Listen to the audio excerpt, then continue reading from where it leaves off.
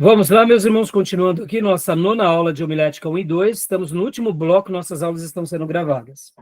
Então, meus irmãos, vocês entendem porque quando o nosso querido irmão John Broadus, ele fala sobre o pregador, ele fala sobre o chamado divino, isso pode acontecer com qualquer um, meus irmãos. Qualquer um de nós.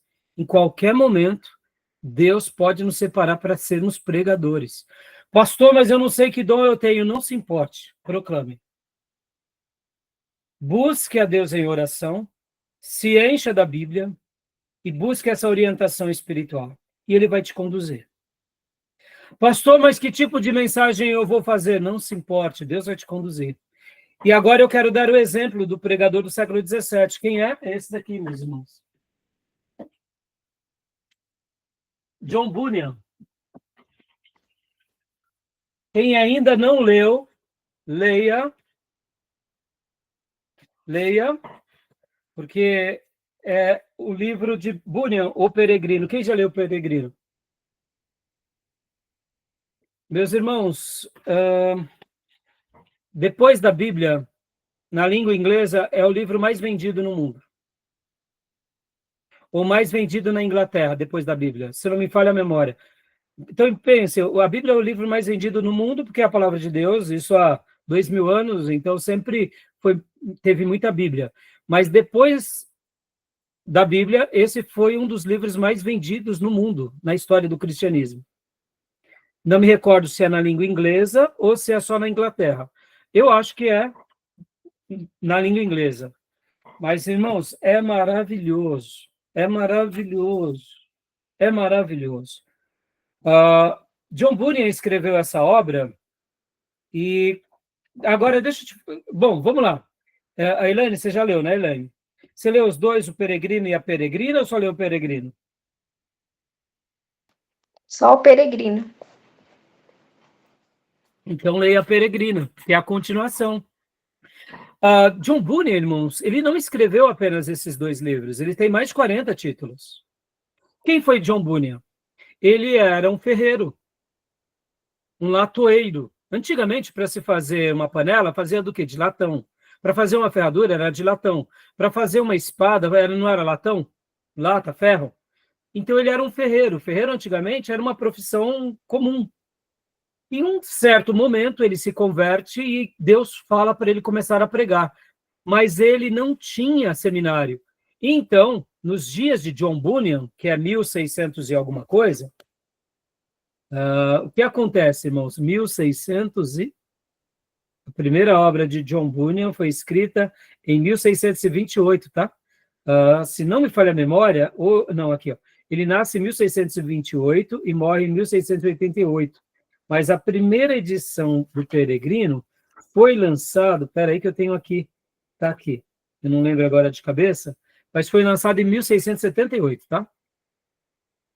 E tá aqui a fotinho da primeira edição, olha só, de John Bunyan.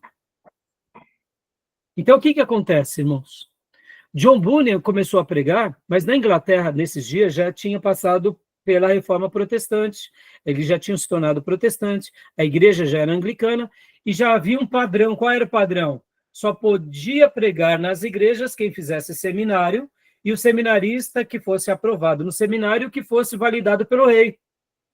John Bunyan era um ferreiro, gente. E ele começa a pregar. E aí ele é intimidado a parar de pregar, porque ele pregava nas praças. Ele não parou de pregar. E ele foi colocado no calabouço e foi preso. Depois ele foi solto e voltou a pregar. A sua esposa foi embora, não aguentou essa vida, porque ele já tinha uma vida simples e ainda vivia entre a prisão e a pregação. E aí ele volta, fica preso durante um longo período, e lá na prisão ele escreve essa obra com as borras das velas. E lá, depois de um bom período, ninguém mais conseguiu impedi-lo, ele é liberto, ele continuou pregando, e assustadoramente vinham teólogos, vinham pastores, vinham príncipe ouvi-lo. E como que ele pregava, meus irmãos? Ele usava de alegoria.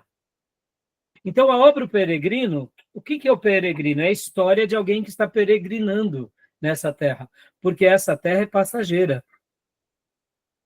E a obra do peregrino é o seguinte: há uma pessoa que é chamada de cristão. E cristão ele é advertido por um outro servo de Deus que tem como por nome evangelista. Então o evangelista diz a cristão: fuja dessa cidade, porque a cidade será destruída por Deus. Vá para a Nova Jerusalém. E cristão agora, porque foi evangelizado por evangelista, chega para sua esposa cristiana e para os seus filhos e diz: vamos fugir dessa cidade. E Cristiana dá risada dele, e os filhos dão risada. E fala: não, papai, a gente já vive aqui há séculos e nunca foi destruído nada. Mas cristão, ali angustiado pelas mensagens de evangelista, aquela voz ecoava tanto dentro do coração dele que ele quer sair da cidade da destruição. E aí ele começa, então, saindo da cidade da destruição. E ali começa toda a história do peregrino. Então, perceba, olha como John Bunyan pregava. John Bunyan ia usando da alegorização, figuras de linguagem, irmãos. Vem cá. Essa obra é maravilhosa, não é, Elaine? Quer falar alguma coisa sobre essa obra? Para quem gosta de fantasia, assim, de contos de fadas, crônicas de Nárnia, é nessa pegada. Eu achei incrível. Quando eu li, eu primeiro vi o filme, né? Aí depois eu li o livro. E é uma coisa assim, você Inexplicável, começa né? você começa a refletir, né, sobre muita coisa. E realmente é muito bom. E aí, cristão, irmãos, ele logo quando ele sai da cidade, ele cai num pântano. Qual é o pântano? O pântano do desânimo. E, meus irmãos, ele é muito maravilhoso. Quando ele cai no pântano do desânimo, chegam para ele algumas pessoas para tentar desanimá-lo, né? Ali no pântano do desânimo. Por exemplo, vem para ele dois vizinhos dele que moravam na cidade da destruição, que chegam até ele, que é obstinado e volúvel. A pessoa chamada obstinado chega para ele e fala: onde você está indo, rapaz? Deixa de ser bobo. E volúvel também diz: oh, mas que besteira é essa? Sair dessa cidade tão boa, você está deixando a sua família, vai para aquele outro lugar?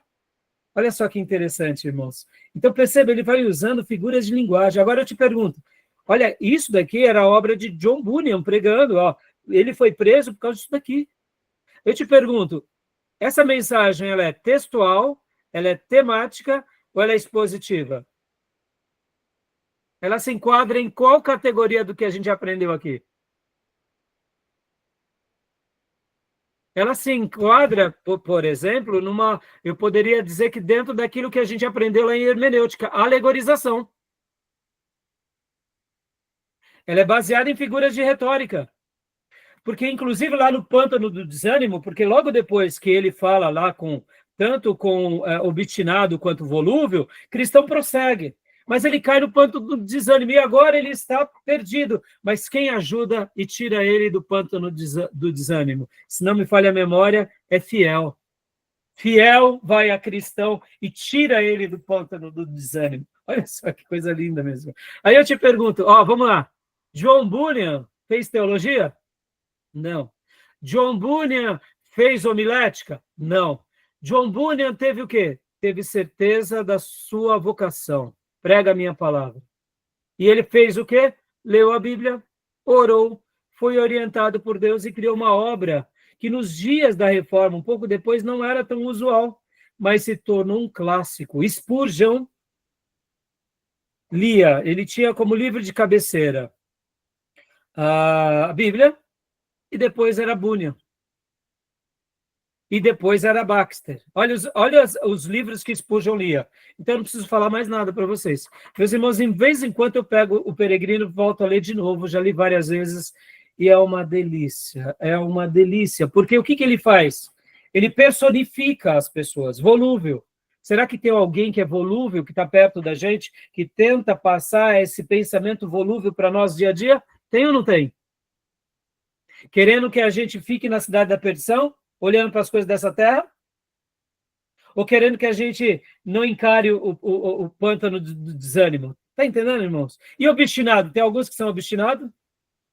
Então, perceba que ele vai usando aqui, com muitas figuras de linguagem, depois, é maravilhoso, meus irmãos, e todos os personagens são esses. É sábio segundo mundo, sábio segundo mundo apresenta-se a cristão, porque sábio segundo mundo conhece tudo. Da onde? Do mundo, não de Deus.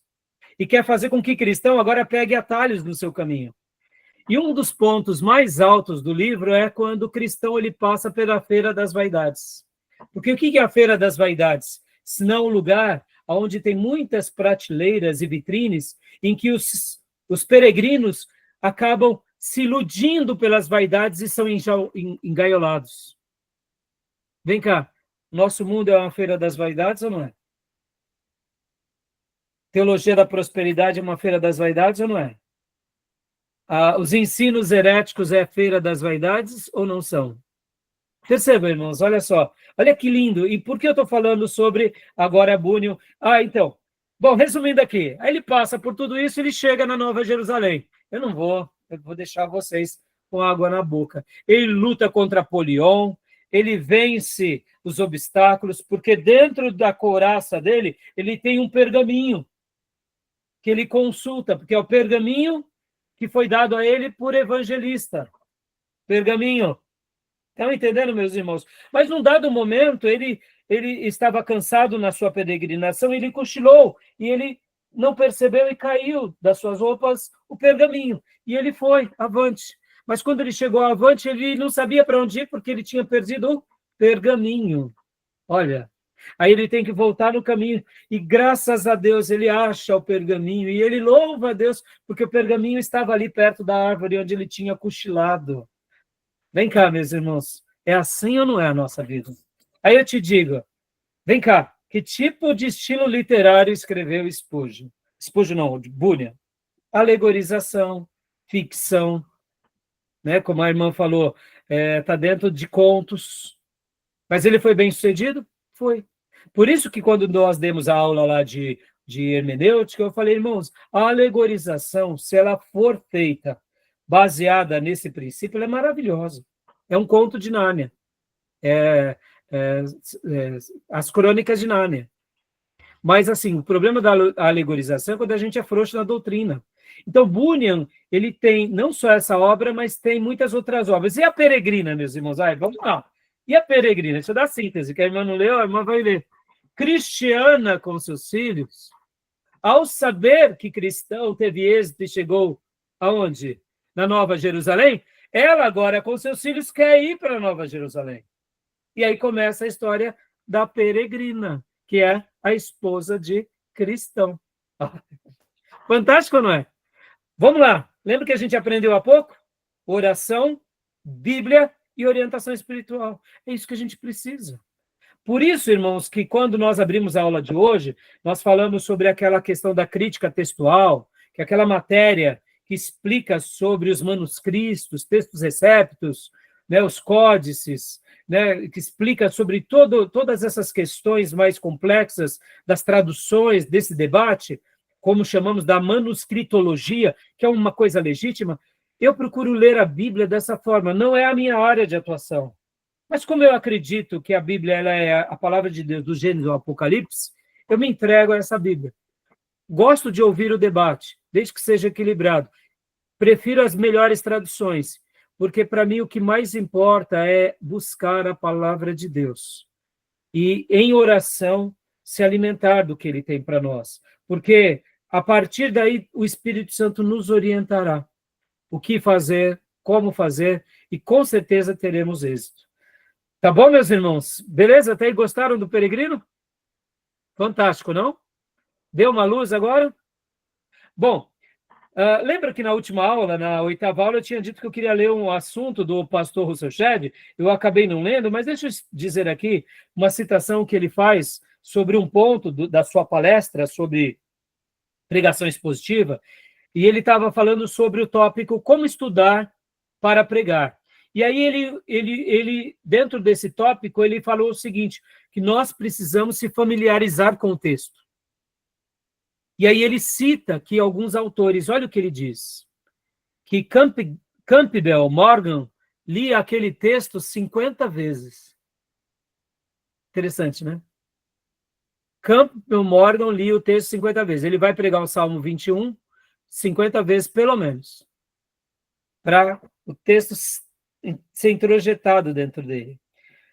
Lewis King, ele diz, ele chegou a ler em um ano e de 8 horas por dia, ele passou um ano todo, de 8 horas por dia, lendo o Novo Testamento grego. Ou seja, era uma pessoa que sabia ler o grego, então ele lia como se por dia ele lesse 8 horas, durante um ano todo, para se absorver o texto grego, para que o texto grego fizesse parte da mensagem dele. Então, pense, irmãos, muitos de nós não saberemos, espero que todos nós aprendamos o hebraico e o grego, mas se não, que a gente possa aprender a língua, a palavra de Deus na nossa língua, no nosso vernáculo, né? E aqui George Whitefield, né, ele cita também mais uma vez George Whitefield, que ele diz o seguinte, ainda sobre esse ponto de familiarizar-se com o texto. Ele cita que George Whitefield, um dos principais evangelistas do século XVIII, ele diz que essas palavras de Whitefield, abre aspas, comecei a ler as Sagradas Escrituras sobre os joelhos, pondo de lado todos os outros livros e orando até que cada linha, em cima de cada linha e em cima de cada palavra. O resultado foi que se tornou para mim a bebida para minha alma.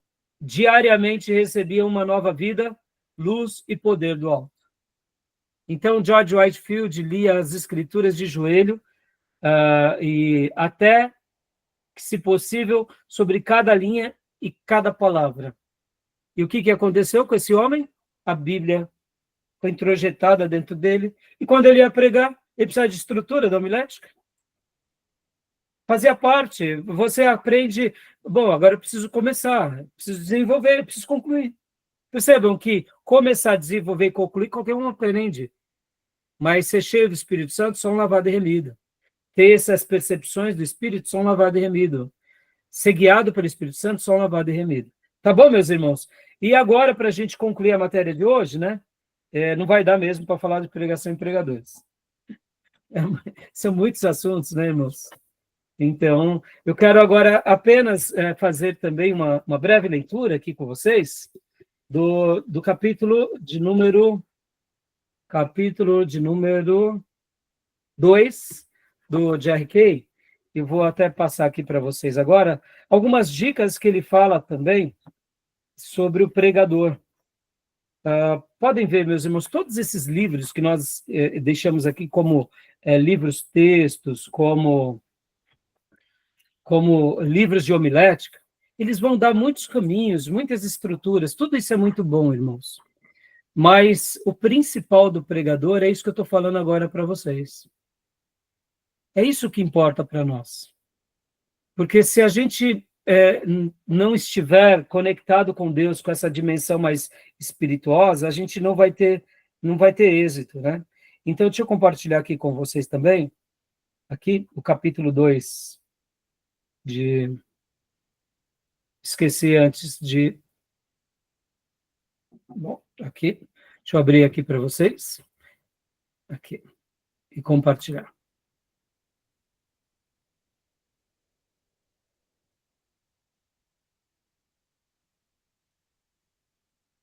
Deixa eu só mudar aqui.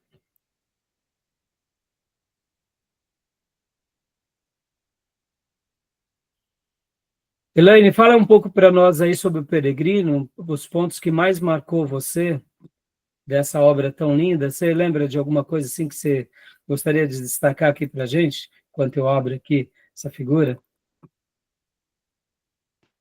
O que mais me marcou foi o fardo, que ele sentia o peso, né? Antes dele ter o despertamento, assim, de que ele tinha que sair da cidade, ele carregava um fardo nas costas, né? E ele sentia o peso. Aquilo ali faz a gente lembrar de de como a gente era antes de se converter, né? E depois também foi quando ele erra o caminho, né? Ele vai parar no lugar que tem um gigante. Aí isso daí me pegou. Acho que isso aí foi o ponto principal, porque quantas vezes a gente esquece de perguntar para Deus, né? Qual o caminho que a gente tem que seguir, e aí a gente fica meio perdido, e aí acaba seguindo por caminhos tortuosos, saindo do caminho, na verdade, né? O caminho A é gen- reto, que é Jesus, a mas gente muitas pega os vezes a gente. atalhos, né, Helene? Isso, o atalho. Eu lembrei, agora é essa a palavra. Os atalhos que atrapalham a gente faz a gente passar por situações que não é para a gente passar, mas a gente acaba passando por quê? Porque a gente resolveu seguir o caminho mais fácil, né? O caminho Exato. mais rápido. Eu acho que esses dois foi os pontos chave Me- assim que eu levei para minha vida, né? A questão do fardo, né? Que realmente é uma coisa que eu tenho esse negócio comigo de tentar refletir no que aquilo se aplica para minha vida, né? E foi as duas coisas que mais se aplicou para mim, foi a questão do fardo, do peso, né, que a gente carrega antes de entregar a vida para Jesus, né? E essa questão de você querer pegar o caminho mais fácil, querer, e aí você acaba saindo do caminho, na verdade, né? Quando você quer correr demais ou quando você fica parado, né? Aí isso daí tudo me fez refletir, né? eu confesso, irmãos, que esse livro ele é tão maravilhoso que cada capítulo, para mim, é um banquete. É uma leitura incomparável, irmãos. É incomparável. Né? Bom, irmãos, para a gente concluir aqui, então, vamos lá. Ó. Na obra do Jerry Kay, olha só aqui o capítulo 2. Olha que interessante que ele fala. Ele destaca a preparação espiritual para pregar. Percebam que pregar pode ser qualquer um, né, irmãos?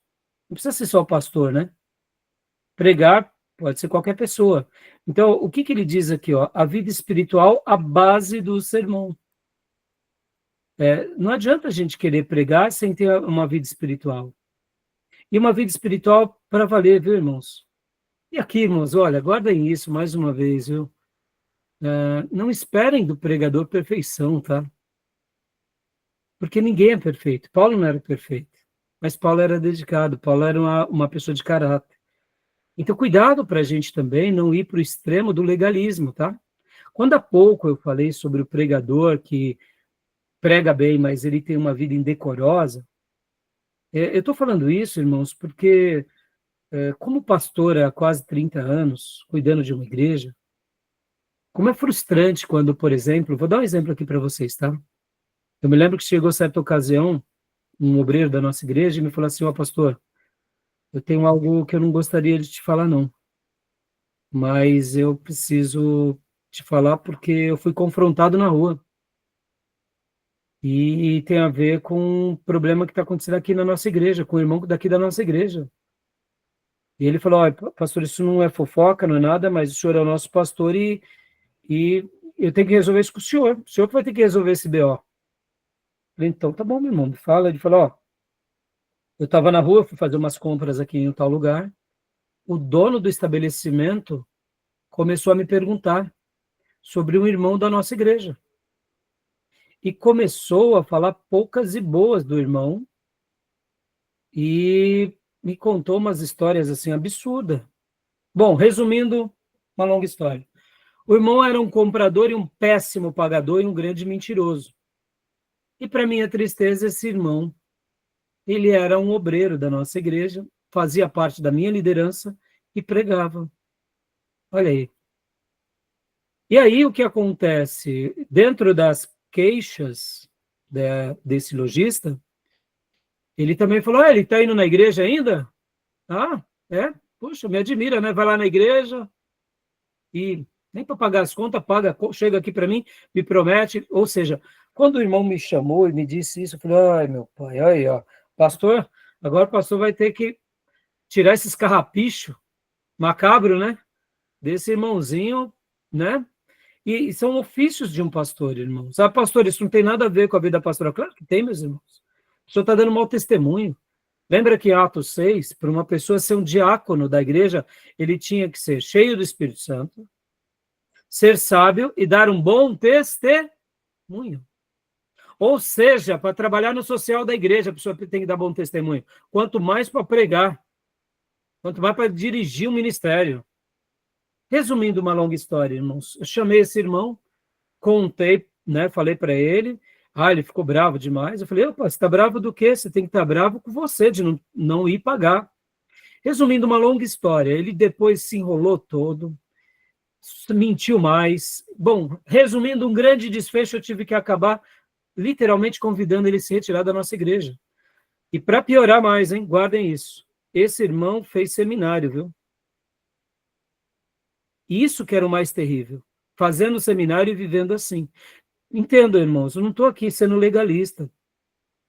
Quem é que não faz uma dívida e de repente perde o emprego no meio do caminho? Não é verdade? Mas agora a gente vai fazer vista grossa, vai continuar comprando coisas e não pagando a quem deve? Percebam, não vamos ser legalistas, mas vamos ser sérios, né? Dever para alguém, passar por um problema com relação a um pagamento, nenhum problema. Mas como nós estaremos lidando com esse problema? E só para você ter uma ideia, depois esse próprio irmão andou fazendo sociedade com outros irmãos e até hoje, já tem mais de 10 anos que ele não paga nem esse outro irmão, dentro da igreja. Então eu te digo, essa pessoa ela pode ser um obreiro dentro de uma igreja? Ele pode frequentar a igreja, mas ser um obreiro jamais, irmãos. Olha o mau testemunho que deixa. Percebam? Por que eu estou falando tudo isso? Porque ser um pregador só tem sentido quando a gente dá um bom testemunho. Porque no bom testemunho eu tenho o auxílio do Espírito Santo. Guardem isso. No bom testemunho eu tenho o aval do Espírito Santo. Pode ver que o Espírito Santo, quando ele registra Atos 16, usando Lucas, o texto diz, separe-me pessoas que tenham bom testemunho, bom testemunho, sejam sábios e sejam cheios do Espírito Santo. Em outras palavras, o texto sagrado, que foi o texto do Espírito Santo, está dizendo o seguinte, a pessoa precisa ter bom testemunho, porque o bom testemunho, o Espírito Santo está nesse cristão que dá bom testemunho. Mas quando a pessoa dá mau testemunho, não é o Espírito Santo que está com ele, concorda? Quem está dando mau testemunho é qualquer outro espírito, menos o Espírito Santo. E aqui fica a dica, é para a gente temer quem dá mau testemunho. Porque quem dá mau testemunho, não dá mau testemunho pelo poder do Espírito Santo. Dá mau testemunho pelo poder de outro espírito qualquer. E quem é que gosta de dar mau testemunho? Senão o espírito do anticristo. Estão entendendo, meus irmãos? Isso é sério ou não é? Então, não é que eu estou dizendo que as pessoas, a gente tem que esperar nas pessoas perfeição. Não é isso, irmãos. A gente tem que esperar caráter. Ô, irmão, eu estou te devendo, eu vou te pagar. Aí eu compro e troco de carro, faço dívida e não pago o meu irmão. Pô, pelo amor de Deus, que testemunho que eu estou dando. Se eu vou trocar de carro, opa, pera lá, não. Vou pagar meu irmão, vou acertar as contas. Depois eu troco de carro. Concorda, meus irmãos? Percebam, hoje em dia é uma coisa tão trivial. Hoje os pastores não estão podendo mais nem cobrar isso dos irmãos. Percebam, está errado, meus irmãos. Por isso que nesses assuntos, eu estou dizendo para vocês, não sejam legalistas, só sejam sérios, só sejam homens e mulheres de caráter. Amém, meus irmãos? E aqui, olha só o que o Jerry Kay fala, ó, a preparação espiritual para pregar. A vida espiritual, a base do preparo do sermão. Ou seja, meus irmãos, para a gente ter sermão na veia, a gente precisa de ter o que na veia? Ser crente de verdade. A gente precisa que os nossos tutanos sejam convertidos. Se os nossos tutanos são convertidos, fica tranquilo, o sermão vai vir. Ai, pastor, mas não falei bem, mas vem cá, se é crente de verdade, o Espírito Santo vai te honrar. Não se preocupe. Ah, mas você não é um crente de verdade? Você não dá um bom testemunho, mas fala bem, tenha medo. Porque Deus não brinca. E se você ou eu não der bom testemunho, uma hora o Senhor nos tira do ministério. Foi assim que aconteceu com Saul, não foi? Foi assim que aconteceu com Judas Iscariotes, ou não foi? Foi assim que aconteceu com Balaão, não foi? É para a gente ter medo ou não é? Estão entendendo, irmãos? 2, aqui que o Jerry Kay fala, ó, a oração fundamenta a vida devocional. Oh, meu Deus. Meus irmãos, não tem problema. Não pregou tão bem, mas você orou, você buscou, fica tranquilo. Hoje você não pregou bem, amanhã você vai pregar. Deus vai honrar a tua fé. Deus vai honrar a tua oração. E aí ele vem falando sobre a importância da oração aqui, ó. Uma vida de oração é essencial para quem quer pregar bem. É importante conhecer algo sobre a vida de grandes pregadores da Bíblia e dos últimos 2000 anos. A oração deve acompanhar cada etapa da preparação dos sermões. É bom orar especificamente em favor de cada pregação. Perceba, meus irmãos, deixa eu contar um outro testemunho aqui de um outro seminarista também que eu convidei a se retirar da nossa igreja. Ele pregava com a vida errada. E um dia, quando eu descobri isso, eu tirei ele da pregação. E um dia, por incrível que pareça, ele estava sendo convidado para pregar em outras igrejas e ele estava em pecado porque ele estava disciplinando esse seminarista. E eu falei, filho, você quer pregar, viver nessa vida como você está vivendo? Ele falou, eu vou, pastor. A tua consciência não te acusa, não? Ele falou, não. Eu falei, o pecado já te calejou. Irmãos, me desculpem, tá? Eu sou um pastor, assim, é o meu dom, tá? Na igreja, Beatriz, aprenda isso, tá, filha? A Beatriz foi a ser recebida agora na nossa igreja. Irmãos, os meus obreiros, quando vão pregar fora, eles precisam pedir permissão para mim. É sério, pastor, o senhor é o chefinho deles? Não, não é isso, irmãos. Eu quero estar em harmonia com os meus obreiros. Porque muitas vezes eu não estou dando púlpito para um obreiro, por que eu não estou dando púlpito para ele? Porque não está preparado. Mas ele não aceita a minha maneira de conduzi-lo, que eu estou dizendo para ele, filho, pregar não adianta, pregar por pregar não adianta. Você tem que resolver o problema com a sua esposa, você tem que pagar suas contas, você tem que viver uma vida de renúncia. Então, se eu não estou dando púlpito para alguém, é porque eu estou ensinando aquele alguém. Agora, essa pessoa não aceita e vai pregar fora, porque os outros pastores não têm critério. Podem ver, irmãos, tem pastores que ficam chamando o pregador de fora. Meus irmãos, não, meus irmãos.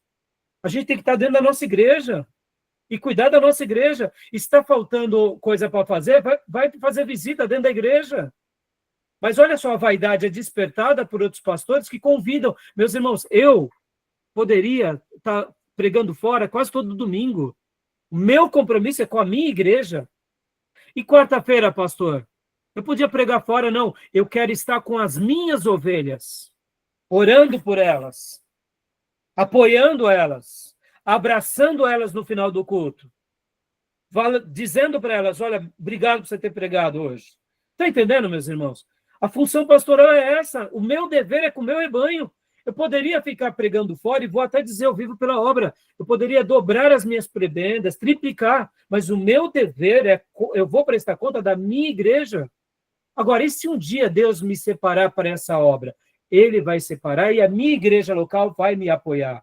Perceba, hoje não, meus irmãos, há uma troca, há uma vaidade de pregação, meus irmãos, vamos parar com isso. Por isso que aqui, ó, todos os pregadores que fizeram uma grande obra na história da igreja eram homens de oração, meus irmãos.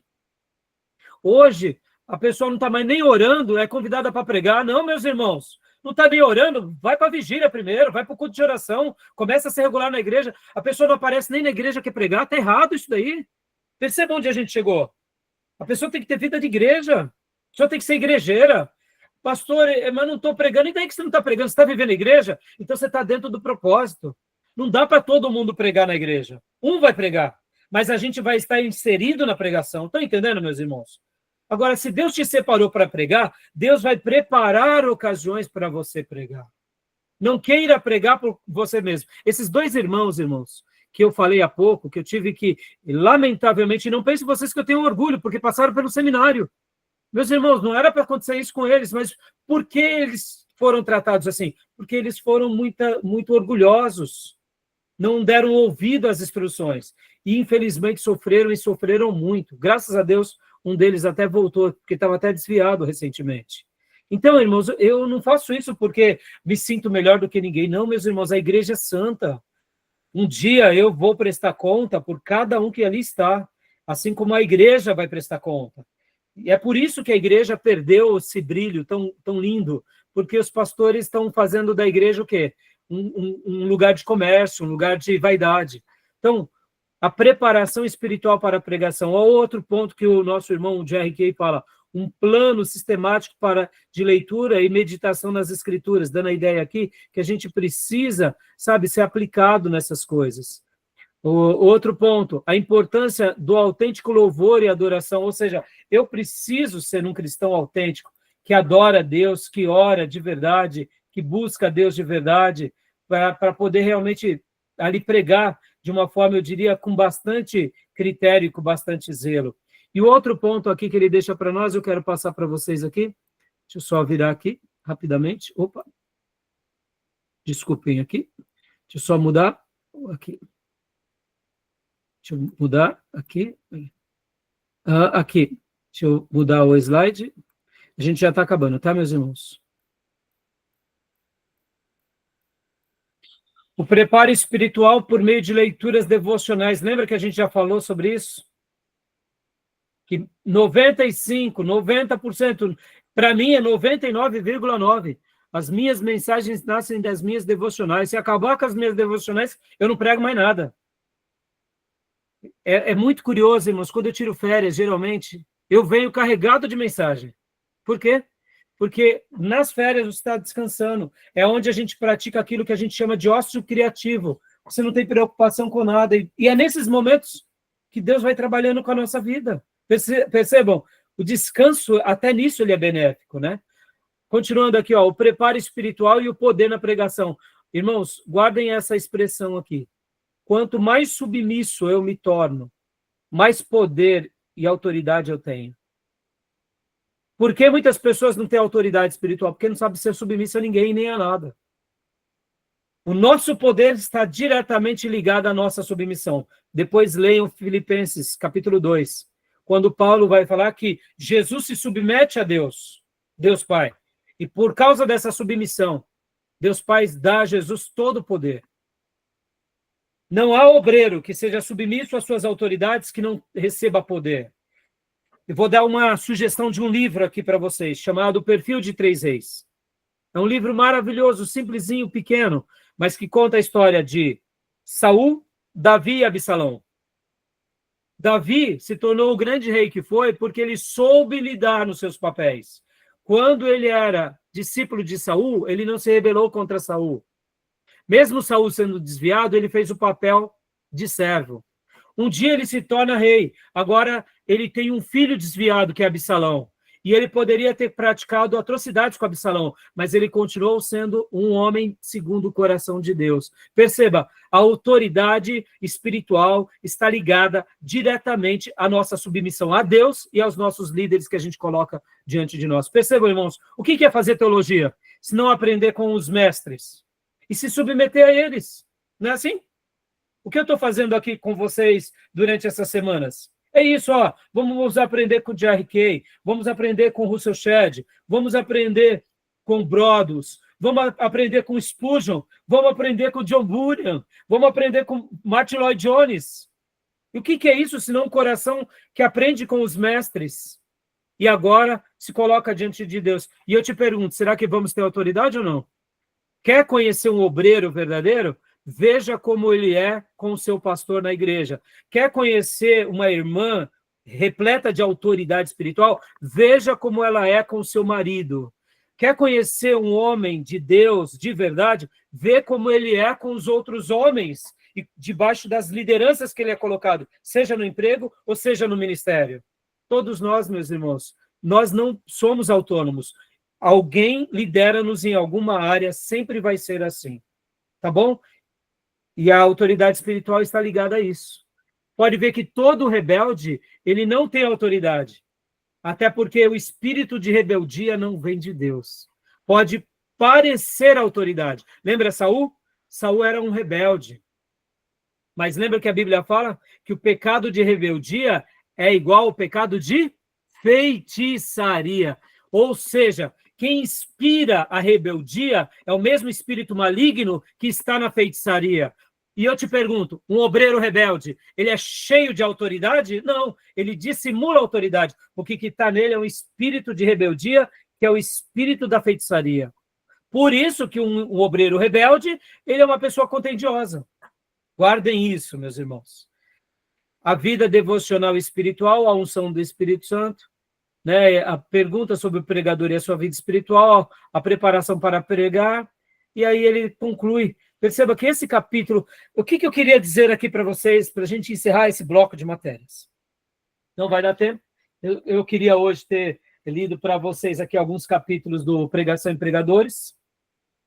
Eu tinha separado aqui para falar um pouco para vocês, né, de alguns capítulos, mas não vai dar tempo. Mas o que eu queria deixar como uma grande lição de casa aqui?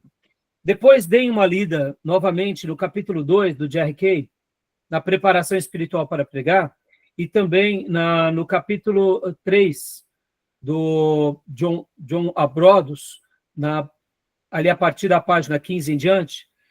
E depois, assim que puderem, meus irmãos, leiam essa obra, tá? Pregação e Pregadores, do Martin Lloyd Jones. Porque eles vão dar aqui caminhos para nós, para a gente aprender a pregar melhor, que está além da estrutura homilética, tá bom? Porque quando a gente realmente aprender esses caminhos, a gente vai ter autoridade, a gente vai ter unção, e a gente vai poder abençoar o povo de Deus do jeito que Deus nos fez ser. E eu não tenho dúvida que a gente vai deixar uma obra linda e um legado muito significativo onde quer que a gente vá.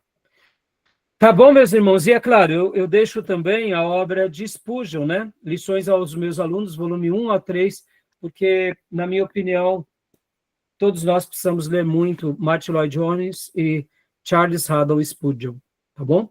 Porque foram grandes homens de Deus que nos ensinam o tempo todo. Beleza, meus irmãos? E eu queria muito dar a 10ª aula, mas a 10ª aula será prova. Então, quem precisar de mim, mande perguntas para mim. E como eu já disse, né, se preparem bastante. Agora estaremos entrando no feriado agora de Páscoa, né? Amanhã chamado Sexta-feira Santa. Então, prega para o seu marido, prega para sua avó, prega para o seu irmão, prega para o cachorro, papagaio. Treina bastante.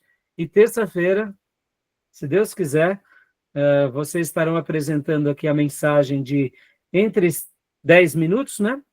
Não pode ser menos que 5 minutos, não pode ser mais que 15, mas uma média de 10 minutos. E a gente vai estar gravando e depois eu vou estar avaliando. Eu não tenho dúvida que vocês vão progredir bastante. E, bom, como é a última aula, assim, tem alguma pergunta, alguma dúvida, algum acréscimo que os irmãos gostariam de falar? Fazer alguma pergunta? Aprenderam bastante coisa sobre a arte da homilética? Sim, bastante. Tem coisa, né, irmã? Tem. Tem muita coisa.